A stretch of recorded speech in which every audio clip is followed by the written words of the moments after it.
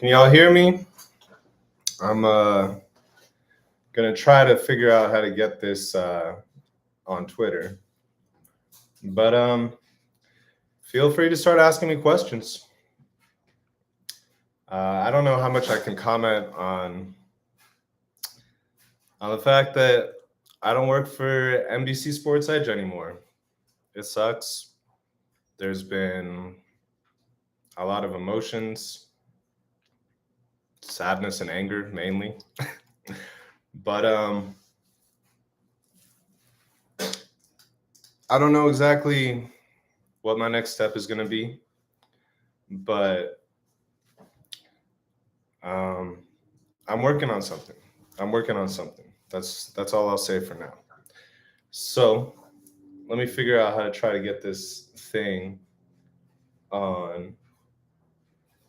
I think I can just copy the link.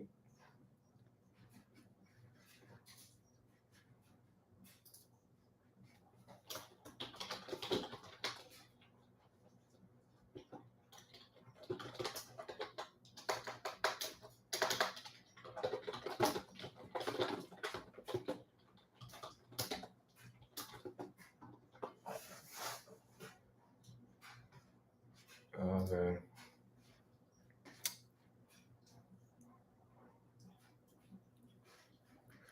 I don't know how to get this thing. We got a listener, but I need questions. Let's see here. Man, all right, here we go.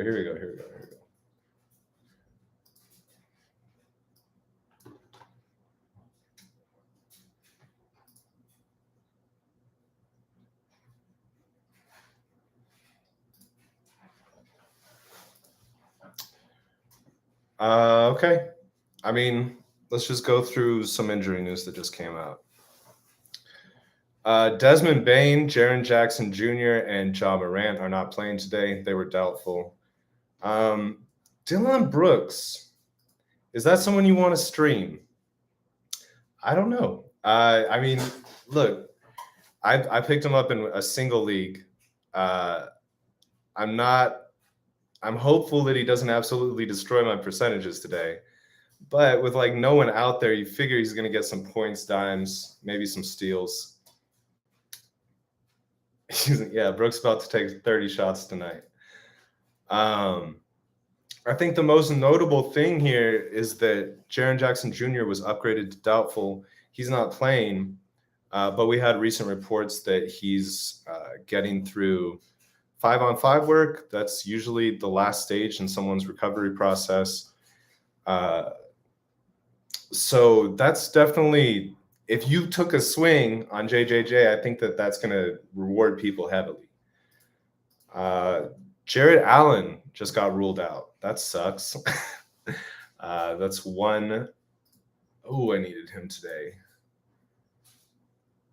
This week has just been terrible for injuries for my teams. I have one team in a league with Kawhi Leonard and LaMelo Ball. LaMelo Ball finally came back, but Kawhi's not really helping me out. You gave away LeBron for Rozier, Keldon Johnson. LeBron for Rozier and Keldon Johnson.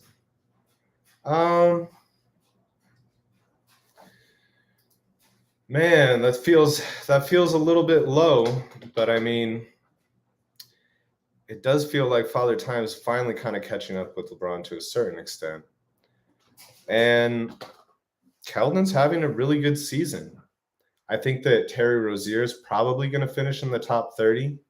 That's already better than what LeBron was giving you. So reasonable. It does feel like a little bit of a sell low there.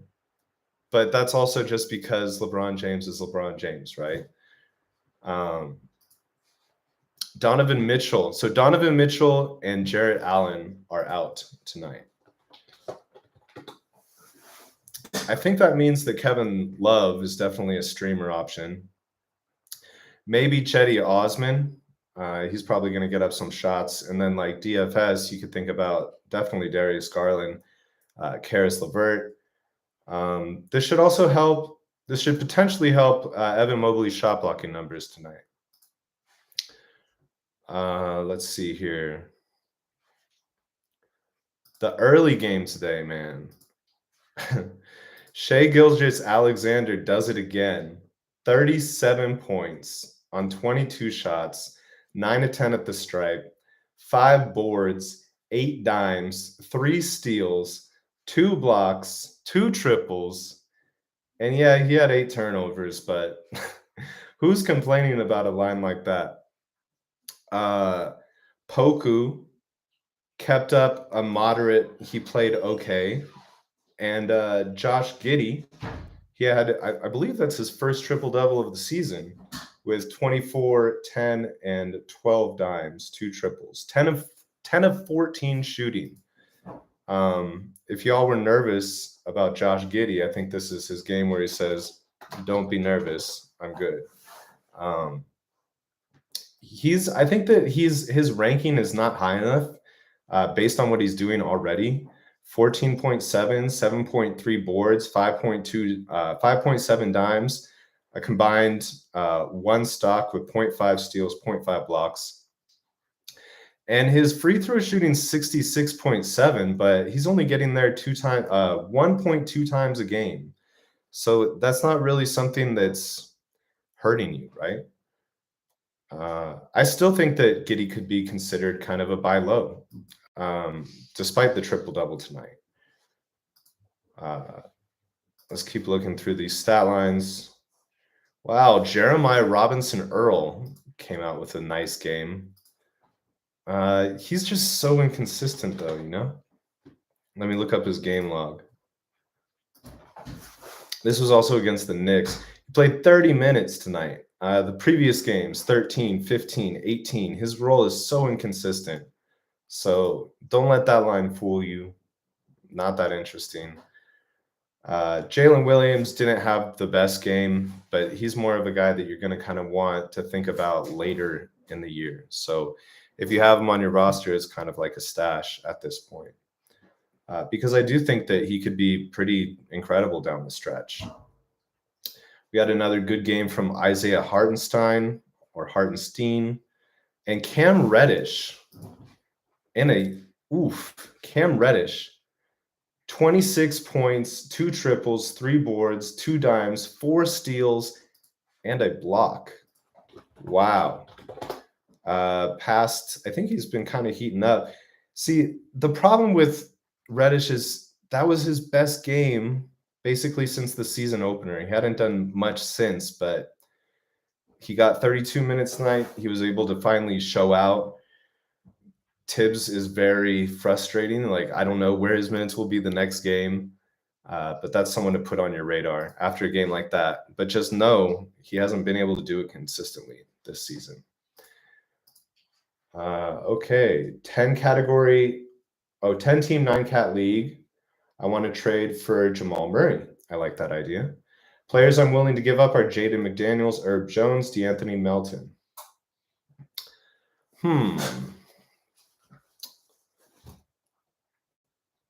I think that you're definitely trying to buy low, right?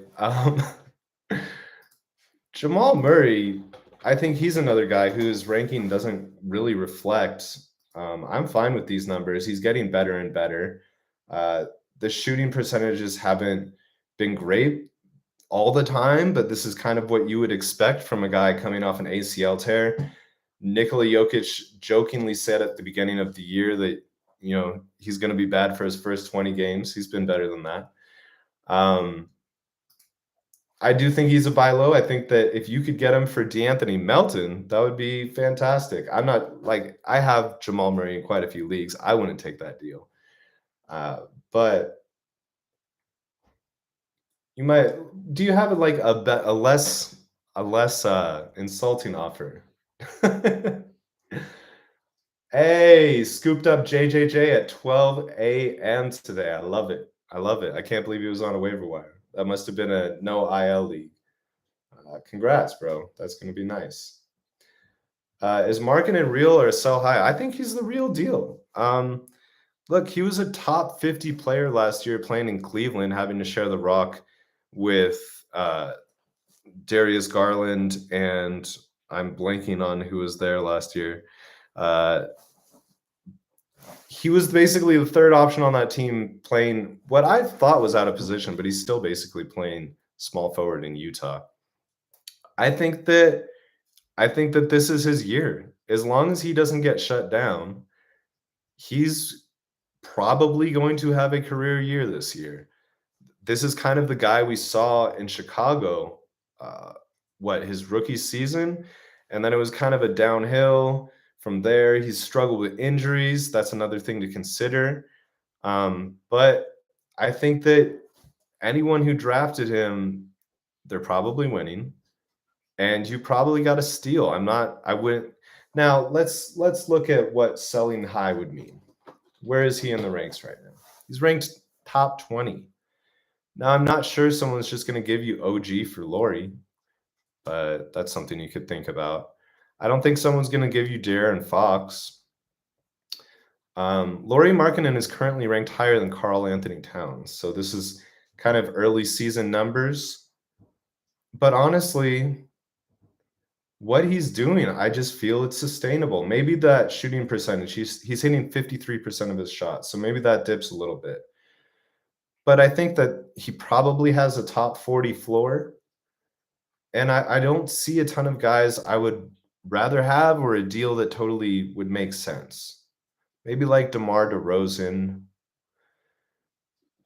Maybe like, yeah, there's not a lot out there. Maybe if you could do Markkanen +1 for Ja Morant, that would be a good deal. But in general, I think when you have big old wins like this from someone that you drafted in the 7th round, that's a good way to win. Hold Poku. Yeah, I mean he had a reasonable game today.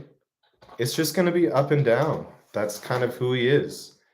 But the past 3 have been pretty good. And he was coming off a game where he had a career high, I believe, 4 blocks.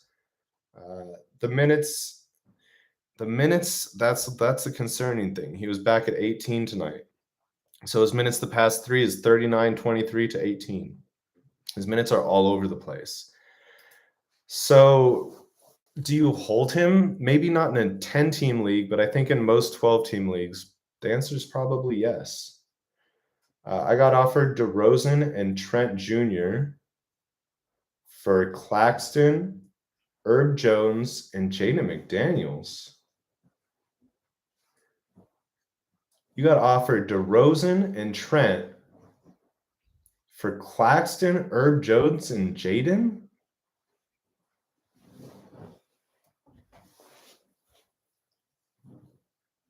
What are your other centers?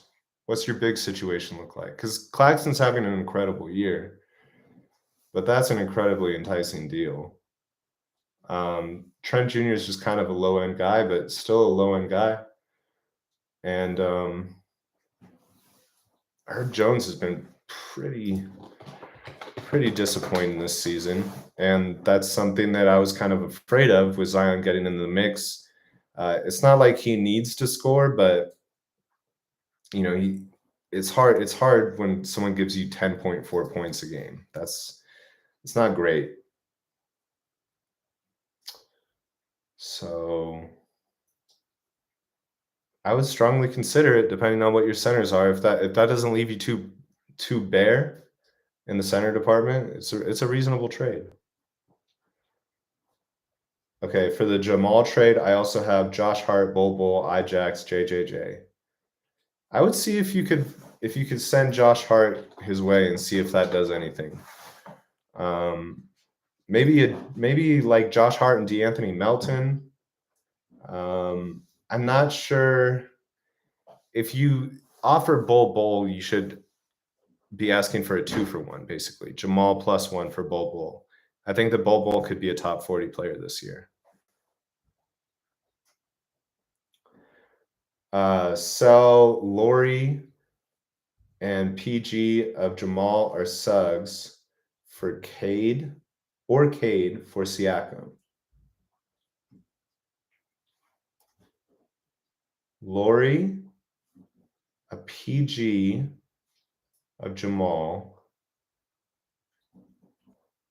or Suggs or Cade for Siakam. I don't think you need to be adding if you're giving up Laurie and you're only getting back Siakam, you don't need to add a +1 there. Am I not understanding the question correctly? I basically wouldn't do that. I would rather have Laurie, who's healthy. Groin injuries aren't great, so yeah. Okay. For the DeRozan trade, my other centers are Embiid, Sabonis, Ajax, Bol. That's a pretty strong trade.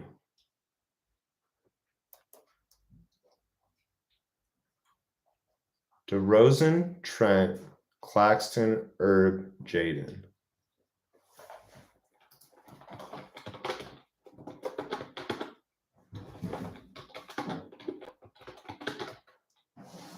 I think I would take that. It's a pretty good deal. Any more injury news? Malcolm Brogdon out Monday. Fred VanVleet out Monday. A player that you might want to grab for next week is Mr. Charles Bassey, who had some pretty solid games, and his minutes have been trending up. Greg Popovich said that he's going to give him more minutes, and I believe they have a 5-game week coming up. Yep. So that's certainly someone that you want to take a look at.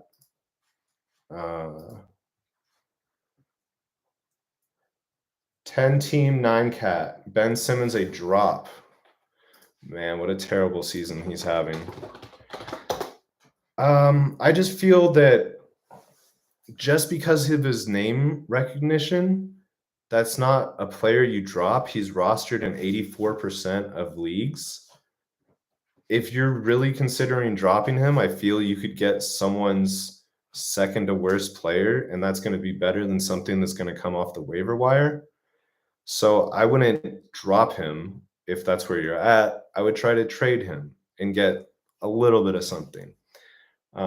It's quite disappointing his season, especially with Kyrie Irving out, and he's still not really doing anything. His minutes are super low. It just looks like he's so much in his head.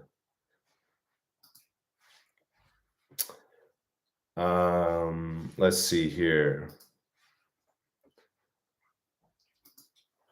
Any other relevant injuries today?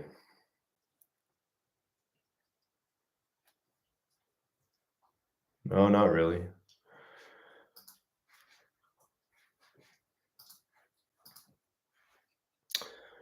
Okay. Well, I just wanted to kind of try this out today, see how the live stream would go. I hope you all can hear me fine. I hope that I'm not having mic issues today.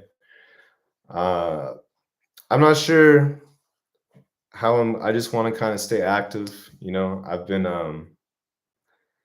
I kind of took a break. I took a little bit of a break when I got let go, but I want to just try to stay consistent, and like I said, I'm working on something. That's all I can say for now. I'll take a couple more questions here, and then I'm going to go watch my Raiders, hopefully not embarrass me. Okay. Yeah, I mean, losing Clax is going to hurt your field goal percentage and boards, for sure.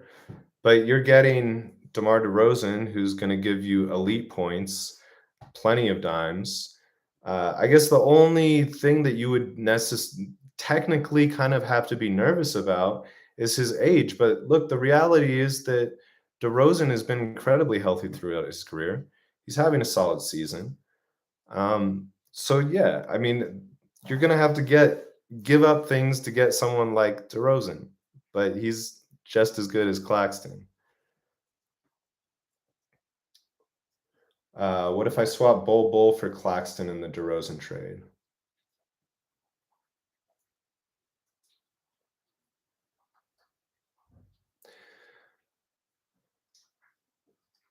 You could do that.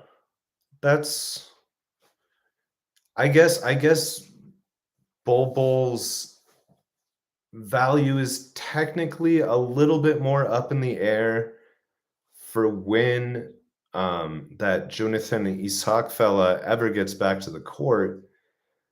That could maybe impact him. But with them starting him and him playing so well, I would kind of be surprised if that's something that impacted him. But like with Claxton, we have nothing to worry about. He's locked into that starting role. He's going to be a starter all season. He just needs to stay healthy. And he's having a great year. So yeah, if you feel more comfortable with Claxton and a little bit on the fence about what might happen with Bol, that's reasonable.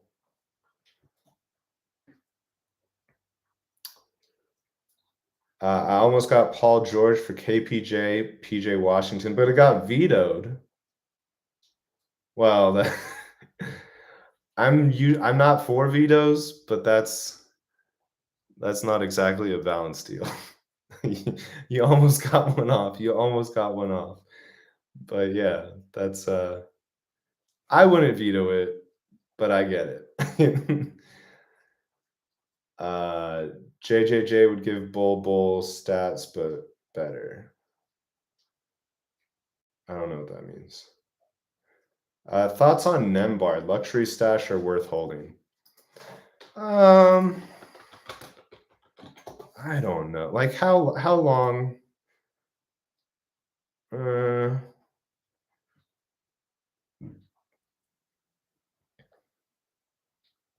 I think I would move on. I don't know. There's a lot going on in that backcourt. I'm not sure that he's the guy.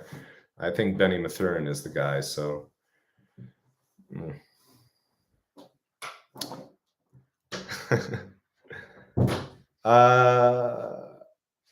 Okay. Yeah. I've tested this out. This is just a test run today. Thank you, fellas, for tuning in. Short chat, I know, but I need to figure out how to get this to go to Twitter automatically. Maybe I should just go off Twitter next time. But anyways, thanks for coming on. I'm probably going to do some more of these. I ain't got much to do, so I'm here. And I will catch y'all later. I just need to figure out how to end this. Oh, wait. I think I was on the wrong stream the whole time. Anyways, catch y'all later. Thanks for coming. Peace.